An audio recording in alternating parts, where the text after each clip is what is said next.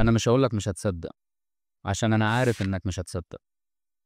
تخيل إن أول روبوت خادم في العالم اتعمل قبل اليابان ما تتأسس ب500 سنة، وما كانش بروجرامينج، ده كان تروس ووزن وهندسة عبقرية. في القرن ال12 في وسط دمشق كان في مهندس اسمه الجزري، اخترع آلة شكلها زي الجندي، واقف وماسك إبريق، وأول ما تحط إيدك المية تنزل بشكل تلقائي، وبعد ما تخلص الروبوت ينحني ويقدم لك فوطة. والأغرب من ده كله إن هو كان فاهم إنك خلصت من وزن المية المتغير جوه الخزان. وإحنا كمان فاهمين إنك بتحب الحاجات اللي بتفتح عينيك على تاريخك الحقيقي. تابع مشكاه واكتشف العباقرة اللي غيروا العالم واسمهم ضاع من الكتب.